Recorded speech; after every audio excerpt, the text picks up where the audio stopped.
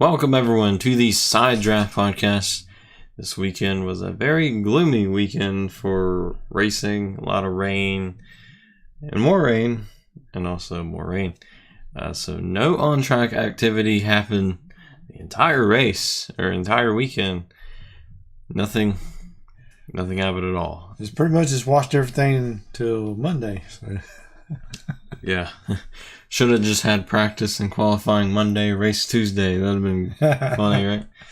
You know, the backmarker teams would be like, no, don't do that. Don't give them ideas. We got time to get back to our and fix the other cars. So. But yeah, it was very interesting. We would have no practice, no qualifying. Nobody knew what car they had. Did they have a demon? Did they have an angel blessed from the heavens above? No one knew. Yeah, there's a lot of teams. There's a big handful of teams that never even turned a lap here, and to not get any practice in and know what the car handling is going to be or what they got. I mean, it's really interesting to see. Yes, so we would have the drafting package, which is most likely going to take over the Brickyard next year. A lot of talk about that. It definitely works for this track, I would say, but it's still not. I'm still not 100% on board with that package, but you know, we can't really control what NASCAR does. We just get our opinion out there. I don't think it's the direction we need to go in. It's going to take a lot of stuff away from the racing. I don't know.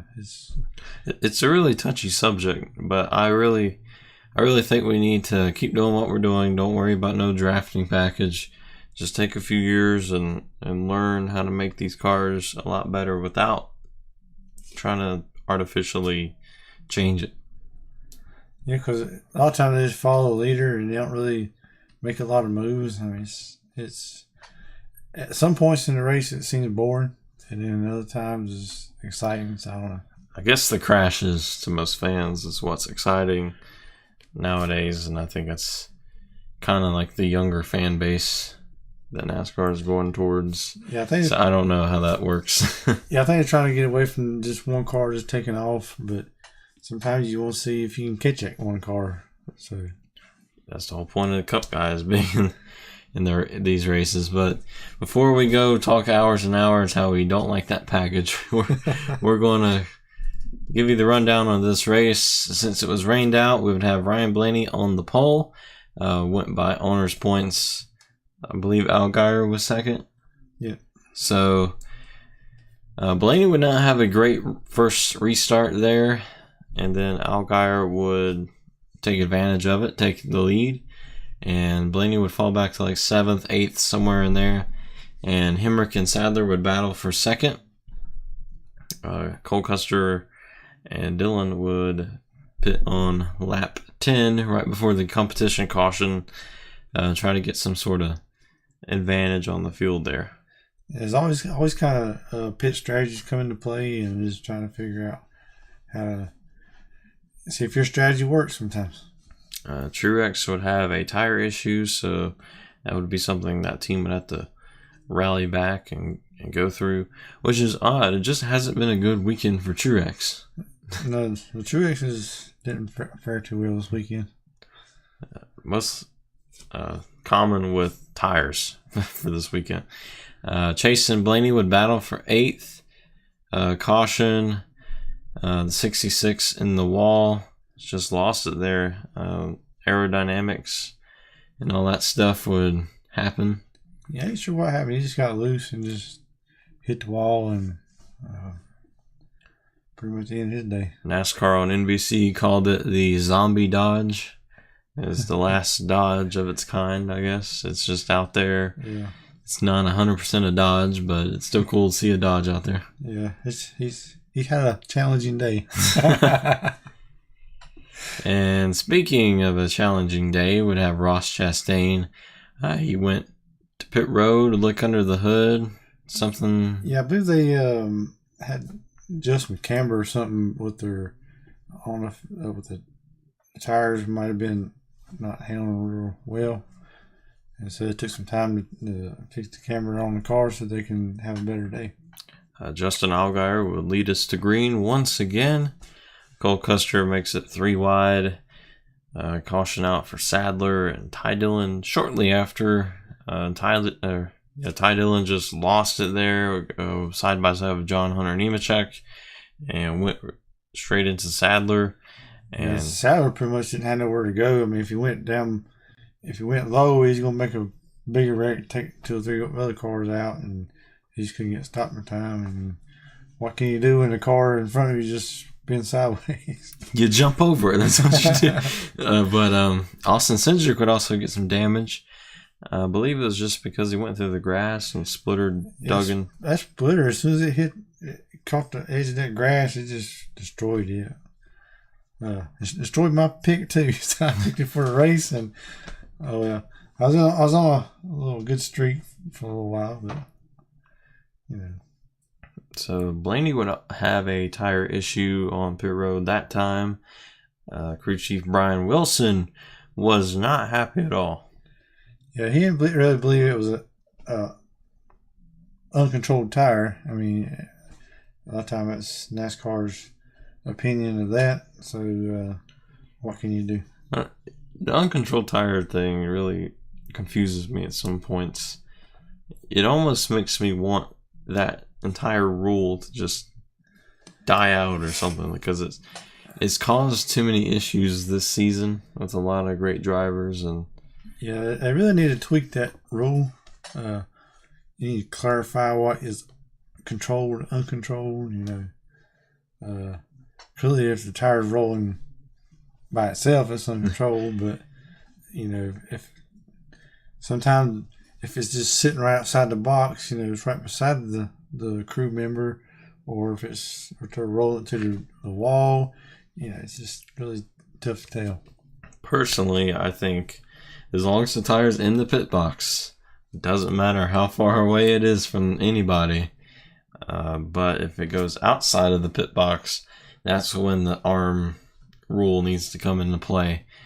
But then it's like, how do you calculate that? You know, does the guy have like freakishly long arms? You know, is Slender Man out there changing tires? I don't know. Yeah, used to the tire just roll across the pit lane. Okay, it's under control. So, or if it rolls into another one's box, or you know, that's clear. You can tell it's uncontrolled. But some of these calls are kind of iffy. Yeah, because it's like some cars can go out there and do the same exact thing as some other guy, and they get a penalty, but the other guy doesn't. So that's kind of odd to me. But again, we don't make the rules. We can't decide these things. Hopefully they do tweak it during the off season, or hopefully very soon, even before the playoffs begin. But Cole Custer, Justin Allgaier battling for first place. It looked like it was going to be a battle between them. But John Hunter Nemechek, Ryan Preece right behind them.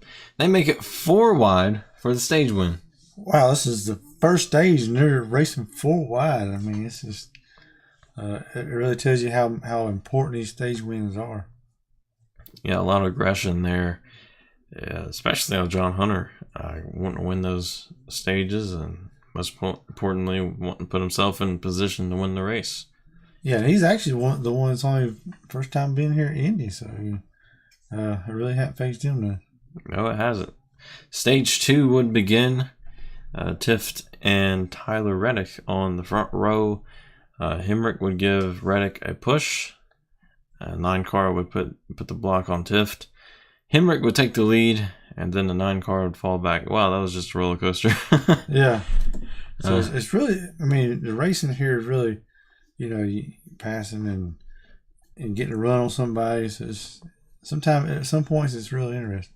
Yeah, I think with the package, I think this is the only track I would agree with actually having it, because it can give some great racing, but sometimes you just miss this straight up strategy like we saw in the Brickyard 400. But again, speeding penalty for Blaney would happen very shortly after that. Yeah, it's trying to do the pit strategy again and trying to come in under caution, before the caution ends for the stage. But he wants to go fast, but on pit road, don't do it too fast. Yeah, it seems like it just bit everybody trying to do that strategy. But Daniel Hemrick would win the stage. Second place would be Bell, would have Allgaier, Custer, and Ryan Preece. Stage 3 would begin. Chase Elliott and Matt Tifft to the lead. Chase would take it from him very shortly after.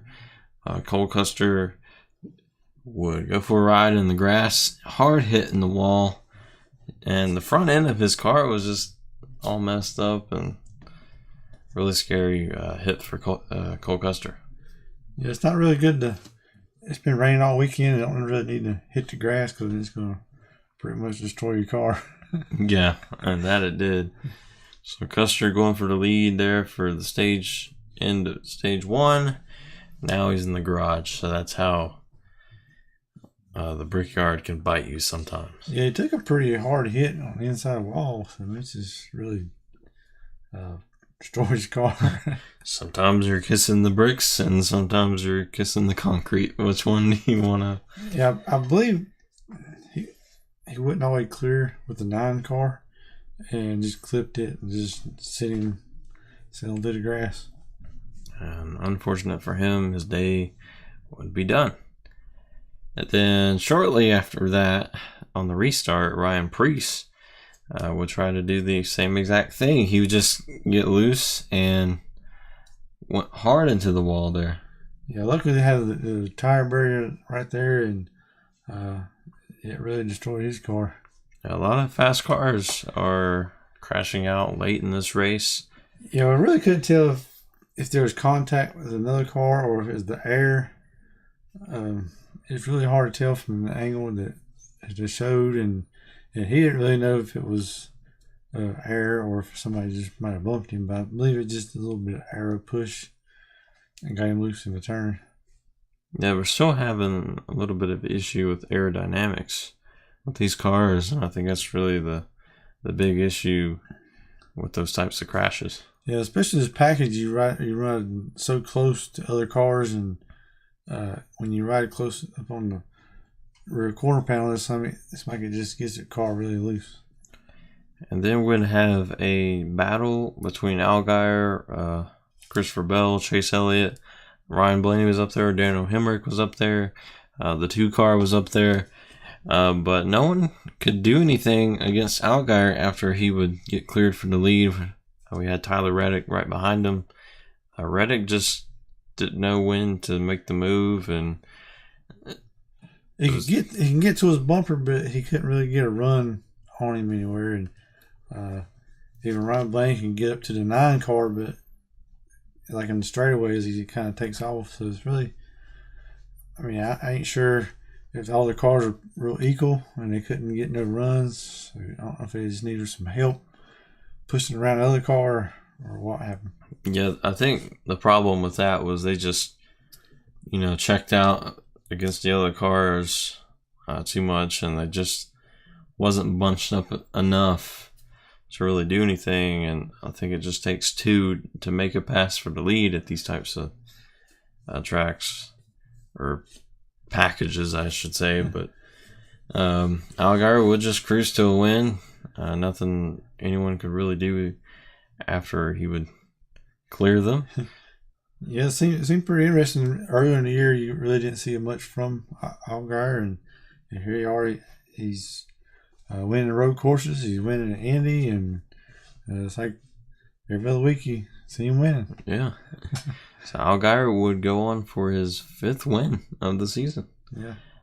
Looks like he will be the regular season champion, getting even more playoff points. So it looks like Allgaier and Bell are pretty okay in the playoffs. They've got a lot of wins, a lot of stage wins. So they're looking pretty good right now. Yeah, it's really good for junior motorsports, and they're all running really well. And to him to win the regular season points, it'd be really good. Yeah. The only issue he would have is if he crashes early in stage 1 of Las Vegas. So that's not a hard thing to accomplish. Is just keep it out there and not crash. Yeah, it's a really good time to get the momentum building up and carry it on through the playoffs. So let's look at how our picks did. You picked Austin Cindric, who had that issue during that crash, just didn't know how to avoid it, clipping the grass. 34th place finish for you. Yeah, I was trying to get some good luck, so thought I'd take it for a shot. And my pick was Christopher Bell, going for the lead there at the end, just not enough. Fell back to 7th, and that's where he finished. But we'd like to give a shout out to Chase Briscoe for finishing 9th in the 60 car. It's had a lot of issues recently, but it's rebounding this week. Yeah, it's really good to see that car running the top 10. Most weeks they either get caught up in a crash or mechanical failure or something happens, but hopefully they're turning that program around. Yeah, so that was this week's review of the Xfinity Series race. Next week we'll be finishing up the regular season championship, and then we'll be headed to the playoffs, which it's really odd that the Xfinity Series start after the Cup. I don't know, it's just kind of weird that they all start on different weekends. Yeah, because the Truck Series, they took a long time off to start theirs. They have a long vacation, and then we'll be seeing them again next week at Vegas. So another race in the playoffs for them. They've already raced one race in their playoffs. And then the Cup's starting out, and the Xfinity hasn't started yet. So it's kind of difficult to keep up with. Yeah, it's a little confusing at times, and trying to figure out when they start the playoffs. And so just a lot to keep up with. It sure is, but stay tuned for our Cup Series review. And then Wednesday, you will see why fans love Chase Elliott. There's still time to put in your replies of why you became a Chase Elliott fan, and we may read your comment on that video. So hope you enjoy your week, and we'll see you at Las Vegas.